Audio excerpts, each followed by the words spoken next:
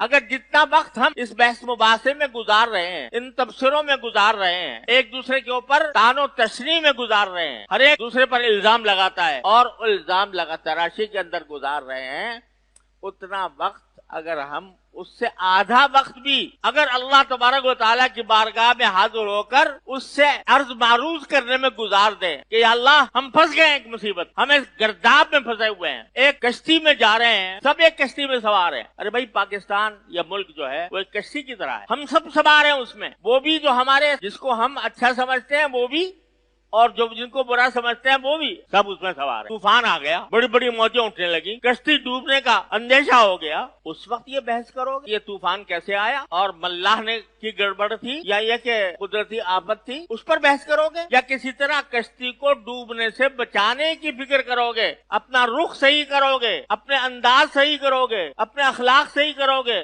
تو اسی طرح ہم فان میں کو آگ سے تعبیر کر لو، اس کو فان سے تعبیر کر لو۔ وہ جو بھی بحران ہم پر مسلط ہے یہ خود سے نہیں آتا، قرآن کہہ رہا ہے ما اصابکم من مصیبت فبما کسبت ایدیکم، جو مصیبتیں تم پر آتی ہے وہ تمہارے اپنے ہاتھ کے کرتوت ہوتے ہیں، اس کی وجہ سے آتی ہے۔ وَيَعْفُو عَنْ كَثِيرٍ، بہت سی چیزوں کو تو ہم معاف ہی کر دیتے ہیں، لیکن تمہارے اعمال کی وجہ سے یہ مصیبتیں آتی ہیں۔ تو کیا یہ موقع ایسا ہے کہ ہم بحث مباحثے میں پڑے رہیں، یا ایسا موقع ہے کہ بس تبصروں پر قناعت کر لیں؟ کوئی کہہ دے کہ فلاں ذمہ دار ہے، کوئی کہہ دے کہ فلاں ذمہ دار ہے، یا آگ بجھانے کا یا کشتی کو بچانے کا مل کر کوئی راستہ تلاش کریں؟ لیکن افسوس ہے کہ ہم ابھی تک اس طرف متوجہ نہیں۔ شاعر نے کہا ہے کہ ڈوبنے والوں کو موجوں نے بہت کچھ پلٹا، ڈوبنے والوں کو موجوں نے بہت کچھ پلٹا، رخ مگر جانب ساحل نہیں ہونے پاتے۔ کتنی طوفان آ رہے ہیں، موجیں اٹھ رہی ہیں، تو اصل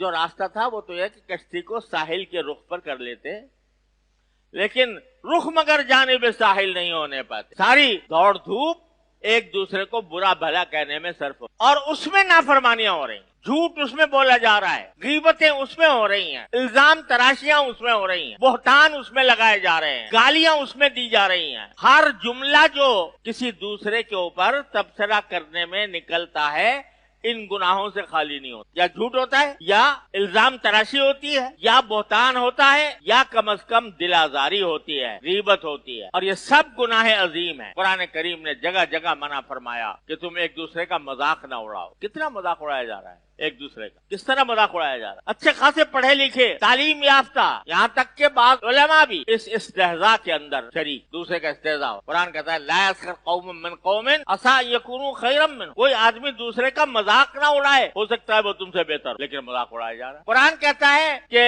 لا یغتب بعضکم بعضا، کوئی شخص دوسرے کی غیبت نہ کرے، اس کے پیٹھ پیچھے اس کو برا نہ کہے، مگر دن رات ہماری مجلسیں غیبتوں سے بھری ہوئی۔ ولا تلمزوا انفسکم، ایک دوسرے کو تانے مت دیا کرو، قرآن کہتا ہے، مگر تانے دینے میں ہم آپس میں ایک دوسرے سے آگے بڑھنے کی کوشش کر رہے ہیں، مسابقت ہو رہی ہے، ریس لگ رہی ہے، کون کتنا بڑا تانا دیتا ہے۔ ولا تنابزوا بالالقاب، ایک دوسرے کو برے ناموں سے یاد نہ کیا کرو کہ اس کا نام بگاڑ کر کوئی اور نام تم نے اس کے لیے تجویز کر لیا۔ مگر دیکھ لو ہمارے سیاسی رہنما جو رہنمائی کے دعوے دار ہیں، جو اپنے آپ کو قائد سمجھتے ہیں، ان کی زبانوں پر کس طرح دوسروں کی تذلیل ہو رہی ہے، تحقیر ہو رہی ہے، برے ناموں سے یاد کیا جا رہا ہے۔ یہ ساری معصیتیں ہیں، یہ ساری نافرمانیاں ہیں۔ جب ہمارا معاشرہ ان نافرمانیوں سے بھر گیا تو اللہ تعالیٰ نے یہ عذاب مسلط کیا ہے، لیکن یہ عذاب، اس کو قرآن کہتا ہے عذاب الادنا، یہ چھوٹا عذاب ہے جو تمہیں دیا جا رہا ہے۔ یہاں کیوں دیا جا رہا ہے؟ بڑے عذاب سے پہلے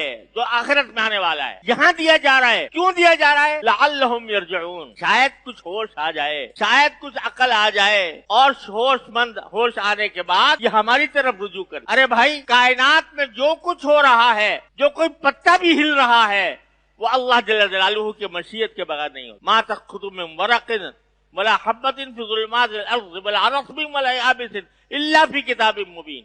قرآن کہتا ہے ایک پتا بھی گرتا ہے تو ہماری مشیت کے بغیر نہیں گرتا، اور رات اور دن کی اندھیریوں میں، زمین کی اندھیریوں میں کوئی خشک و تر ایسی چیز نہیں ہے کہ جس کے اندر حرکت ہمارے حکم کے بغیر، ہماری مشیت کے بغیر نہ ہو۔ تو کیا سمجھ رہے ہو کہ یہ سب खुद कुछ हो गया। ये अल्लाह ताला की मशीयत से हुआ है, अल्लाह तबारक व तआला की तरफ से हुआ है। इसलिए हुआ है कि जरा हमें बेदार किया जाए, हमें अल्लाह ताला की तरफ रुजू करने का मौका फराहम किया जाए। सारी तदबीरें एक तरफ और अल्लाह ताला से रुजू एक तरफ। आपने शायद अपनी जिंदगी में हर एक शख्स ने इस बात का मुशाहदा किया होगा कि बाद औक़ात सारी तदबीरें उलट जाती हैं, ज़ाहिरी एतबार से कोई कामयाबी नजर नहीं आती, कोई रास्ता नजर नहीं आता, लेकिन कोई अल्लाह वाला अल्लाह ताला से रुजू करता है, उसकी बारगाह में सजदे करता है और सजदे कर करके पेशानी टेक टेक कर अल्लाह ताला से मांगता है कि या अल्लाह हम फंस गए, हमारे पास कोई और रास्ता नहीं रहा, हमारी सारी तदबीरें नाकाम हो गई हैं, उल्टी पड़ गई हैं, अल्लाह हमें तेरे रास्ते पर, हमें इस मुसीबत से नजात अता फरमा। कितना शायद ही कोई शख्स हो जिसका कोई मुशाहदा न हुआ हो कि ऐसे मौके पर अगर सिद्क़े दिल से अल्लाह ताला की तरफ रुजू किया जाता है तो अल्लाह ताला हालात बदल देता है।